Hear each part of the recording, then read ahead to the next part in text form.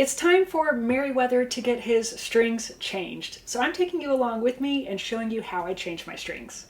If you're new to this channel, I'm Laura, full-time RVer, violin teacher, and creator of Meadowlark Violin Studio, your one-stop shop for learning violin and finding your violin tribe. This video is just about changing strings. I have another video where I answer all of your questions about purchasing strings and when to change your strings, and I'll link that below.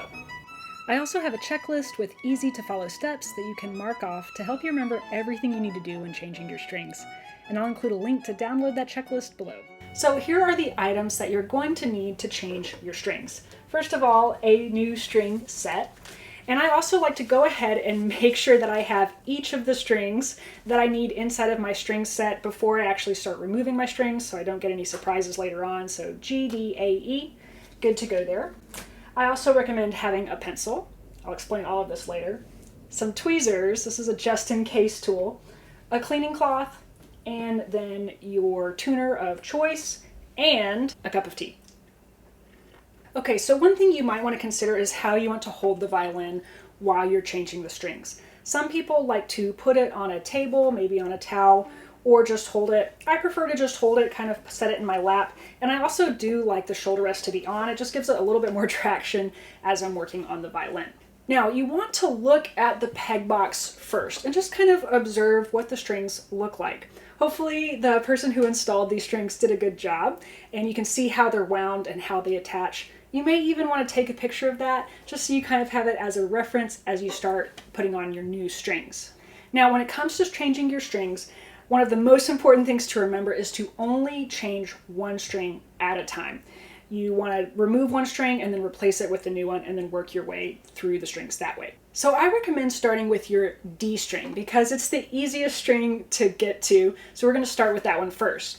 So start off by unwinding that peg. So to unwind it, you'll turn the peg towards you. Now I recommend keeping the string attached to the tailpiece as long as you can so it's not flopping over and that ball end on the string is not hitting your violin. Now I have perfection pegs, so this takes me a while to untune. I would say this is the only downfall of perfection pegs, is how long it takes to unwind your string.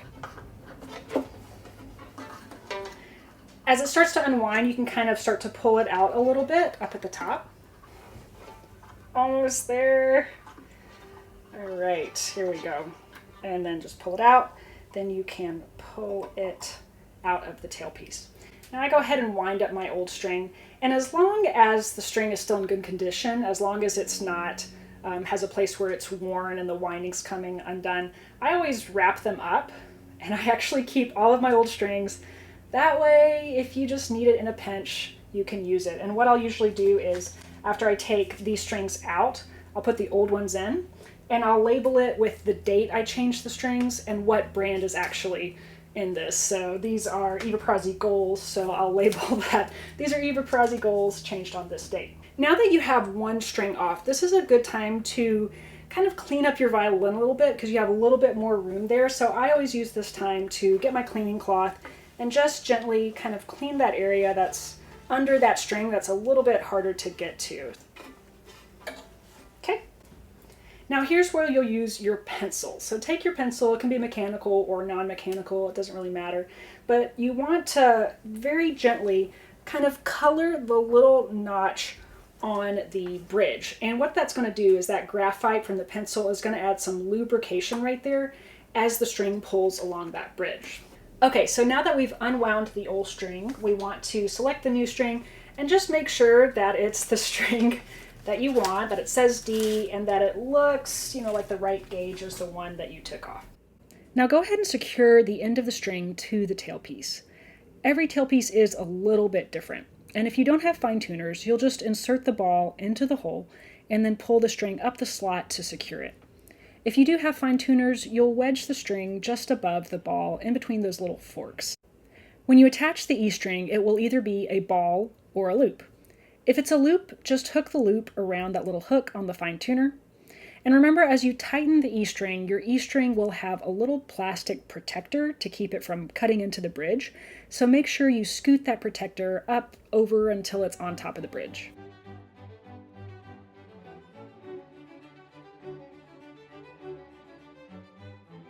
let's talk about how we're going to wind the string onto the peg. And what I want to do first is position the peg to where the holes of the peg are kind of more or less straight up and down, because I want to be able to stick the string straight up through that hole to where the top part comes out on top. If my hole is kind of positioned to where I have to poke it back against the peg box, then it's going to be hard for that string to go as far through as I want it to go. So position the holes to where they're kind of straight up and down. Okay. And then when you stick the string through that hole, you want it to come out the other side, I would say about 1/2 of an inch, maybe a little bit more. And you want it to come out quite a bit, because if you barely stick this string through, then as you tighten that string, there's a good chance that it's going to pull out and then the whole string will unwind. And then you're going to have this string that is curled at the end, and it's a lot more fun trying to fit this already curled string into that hole and try to get it all the way through. So if that does happen, here's where the tweezers come in handy. So you can try to straighten it out as much as you can. And then as you poke it through, here's where you might need to use the tweezers to grab the string to kind of help pull it through that hole. But if you get it right on your first shot, then you won't have to worry about using those tweezers. All right, so position the hole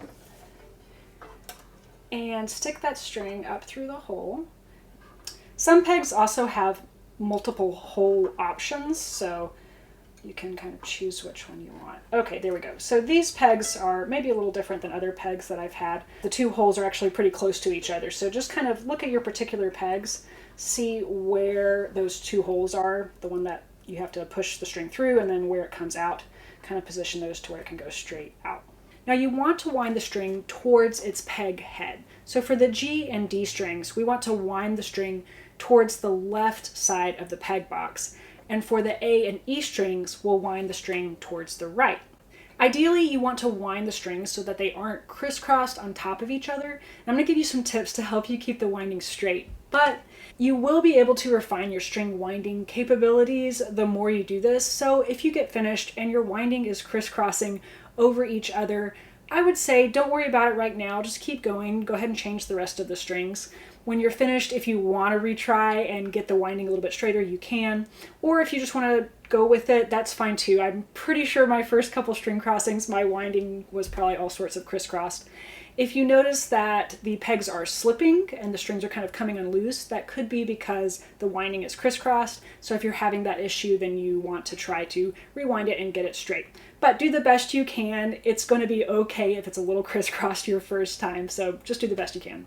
But here are the steps for keeping the winding as straight as possible.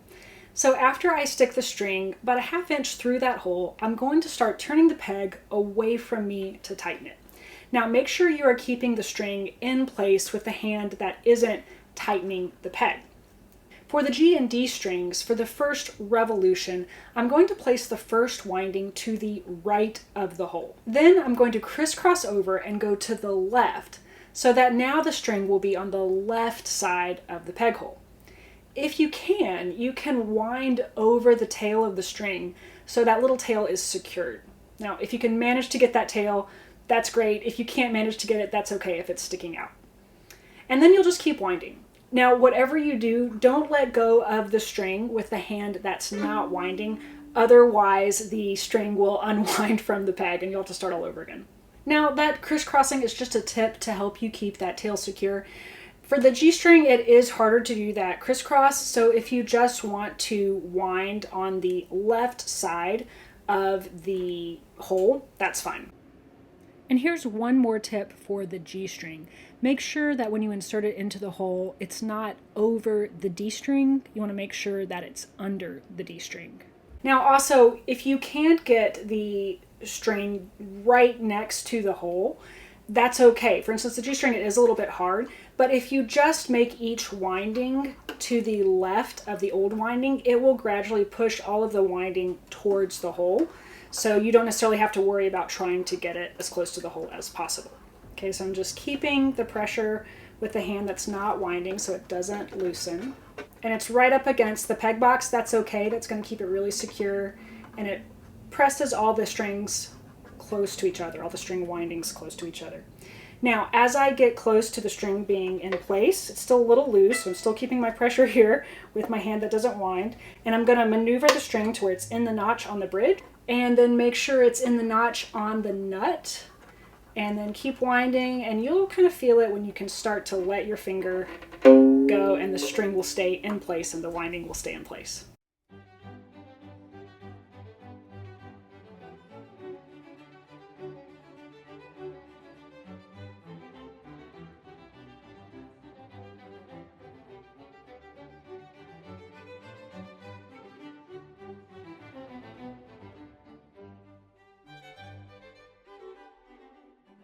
Now, you may think I'm going to tune that D to a D sharp because I know it's going to loosen and go back down to a D, but you don't want to over tighten the strings because the strings will settle out at whatever pitch you tune them to the most. So we don't want them to settle out and be happy at a D sharp. We want them to settle out and be happy at a perfect D. And then once you're done changing that string and you're getting it in tune, you want to take a look at your bridge and make sure the bridge is still straight. So kind of hold the violin in front of you to where you can just see that line, the profile of the bridge, close one eye and look and see if it's straight. And you're not looking at this part, you're looking at the part in between the tailpiece and the bridge. You want to look at that and see if the bridge is leaning any, and it's probably going to be leaning towards the peg box a little bit because we just put that new string on there and it's pulling it that way. So what you want to do is straighten that bridge.